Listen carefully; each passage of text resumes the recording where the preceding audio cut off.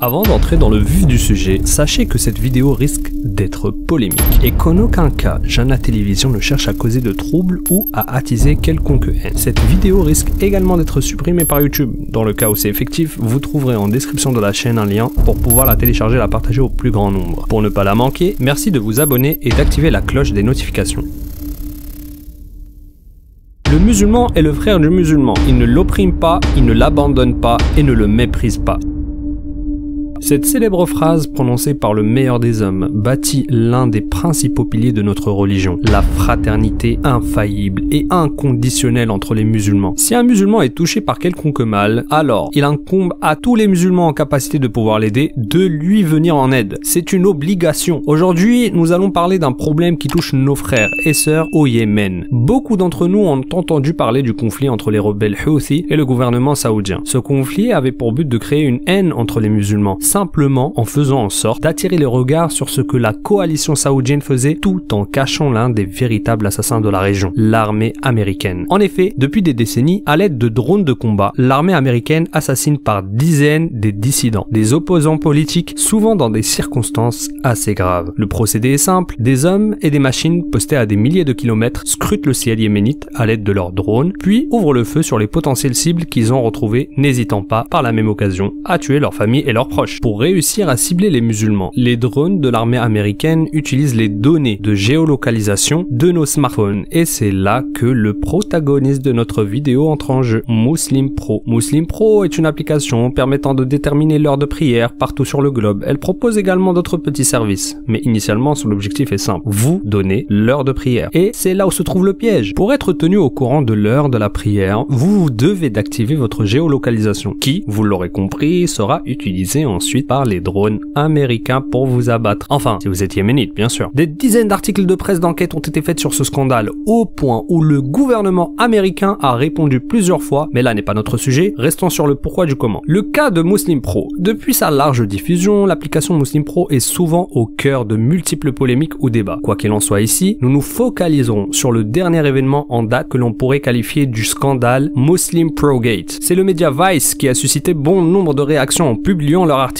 titré « Comment l'armée américaine achète les données de localisation d'applications ordinaires ». Comment ça marche? Comme l'article va l'expliquer, c'est la collecte de data ou d'informations collectées par votre téléphone qui va permettre cela. Quand on télécharge une application, on accepte pour la plupart les conditions générales et autres cookies. C'est devenu mécanique, quelle que soit l'application. Et c'est là que se crée la brèche. Il faut comprendre que lorsqu'on ne paye pas une application, c'est souvent notre utilisation qui en devient le produit. On ne choisit pas ce qu'on leur autorise à utiliser comme data. Qui d'entre nous lit les conditions générales d'utilisation? Il faut tout de même reconnaître que Muslim Pro est assez transparent. Il y a des applications beaucoup moins transparentes sur le devenir de nos données. À travers la géolocalisation, les publicités deviennent ciblées. Ce sont ces datas qui sont retransmises et repartagées avec des entreprises qui les achètent au prix d'or. Et pour le cas de Muslim Pro, les datas étaient achetées par des sociétés écrans pour au final tomber entre les mains du gouvernement américain qui s'en sert pour tuer. Ce n'est donc pas l'application qui les vend à l'armée directement, mais la finalité est telle que l'armée américaine justifiait cela par la lutte contre le terrorisme. Il est important de ne pas créer l'amalgame et de surenchérir sur la polémique. On ne dénonce pas plus que de raison, mais au final, garder Muslim Pro sur son smartphone et critiquer l'Amérique pourrait vous valoir des sanctions bien plus graves que de voir votre compte Facebook ou Google bloqué. Muslim Pro a donc partagé ses données sans vérifier les acquéreurs qui, au final, se sont avérés être de véritables bourreaux impitoyables. Il est très important de rappeler ce point, car beaucoup se sont mis à partager et relayer des fausses rumeurs contre Muslim Pro en prétendant qu'il vendait volontairement les localisations des musulmans contre leur gré. Or, le musulman se doit d'être juste, toujours, et en toutes circonstances, comme Allah le dit dans son livre. Ya ayyuhalladhina amanu kunu qawwamina lillahi shuhada'a bil qist wa la yajrimannakum shana'anu qawmin ala alla ta'dilu i'dilu huwa aqrabu lit-taqwa wattaqullah innallaha khabirum bima ta'malun. En tant que musulmans, soulignons l'importance de l'éthique de nos habitudes de consommation. Et c'est là où nous devons intervenir. À nous donc de devenir des consommateurs avertis et non plus de simples vaches à lait de qui tout le monde extirpe son argent. Ça, c'est pour répondre à ceux qui ont commencé à agiter de partout des chiffons d'informations pour faire le buzz sans même vérifier les sources. Les applications de rencontres. Muslim Pro n'est pas la seule application posant un problème d'éthique. Les applications applications de rencontres entre musulmans promettant aux jeunes filles et garçons un peu désespérés et pressés d'enfin trouver l'amour sont responsables de beaucoup de maux. Il est temps de faire le ménage dans ces applications. Et d'ailleurs, je ne sais pas si vous le savez, mais l'une des plus grosses applications de rencontres entre musulmans est détenue par une société qui à la base produisait des films pervers pour adultes. C'est vous dire le niveau de sérieux et de piété de ces applications.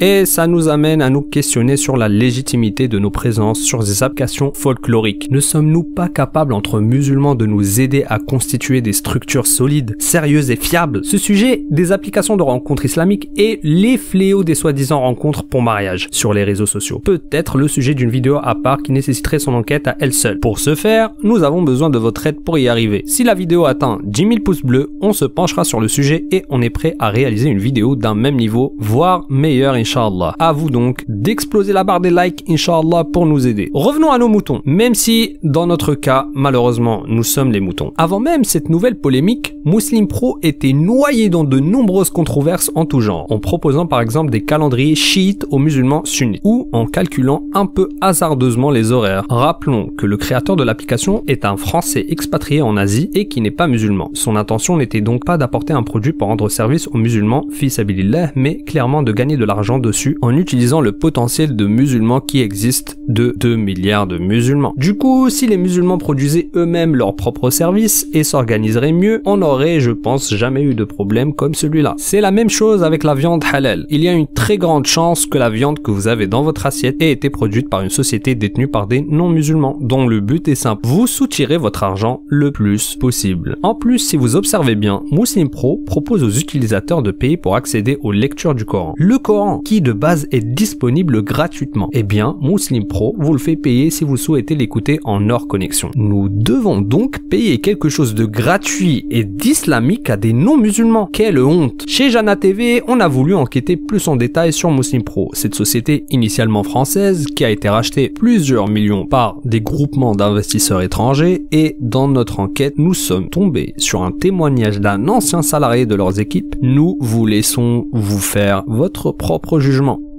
La lutte contre le terrorisme. Pour revenir à l'article de Vice, on voit que ce n'est pas le gouvernement américain, mais les opérations de forces spéciales basées à l'étranger pour lutter contre le terrorisme. Ah, ce terrorisme, qu'est-ce qu'il a bon dos? Un peu comme en France lorsqu'on ferme des écoles et des mosquées totalement innocentes sous prétexte de lutter contre le terrorisme. Il faut réclamer plus de justice et de droit à ce sujet. Oui, nous les musulmans, nous combattons et condamnons le terrorisme sous toutes ses formes, qu'il soit américain, arabe ou asiatique. Mais nous ne pouvons pas accepter que sous couvert du terrorisme, on se permette de causer du tort aux musulmans. Aussi, les musulmans doivent lutter contre le terrorisme. C'est à nous d'en finir avec ce fléau qui cause plus de mal aux musulmans qu'aux autres. C'est à nous d'éduquer nos petits frères, nos petites sœurs, nos proches et à les mettre en garde contre ces sectes dangereuses et sombres. Si jamais le terrorisme disparaît, les ennemis de l'islam n'auront plus d'excuses pour s'en prendre à nous. Plus rien. Supprimons donc les parasites qui laissent une voie aux haineux pour s'en prendre à notre belle religion. En qualité de musulmans, nous avons plusieurs choses que nous pouvons faire. Face à ce fléau qui touche nos frères, voici 3 actions concrètes. Premièrement, les invocations. Le musulman ne doit jamais cesser d'invoquer en faveur de ses frères et sœurs qui, même s'ils sont de l'autre côté du globe, doivent toujours rester dans son esprit. L'islam, c'est comme une grande famille, la plus grande famille sur terre et la plus grande communauté que ce monde ait connue. Et à chaque fois qu'un membre est atteint d'un mal, on se doit de l'aider, Inch'Allah. Deuxièmement, cesser les polémiques et se retrousser les manches. Ce n'est pas la première fois que des projets pour les musulmans sont gérés par des non-musulmans qui sont soucieux uniquement de faire du profit. Il est temps que les musulmans cessent d'être des vaches à traire et deviennent les propres bâtisseurs de leur propre avenir. Construisons à notre tour des projets, aidons-nous les uns les autres et cessons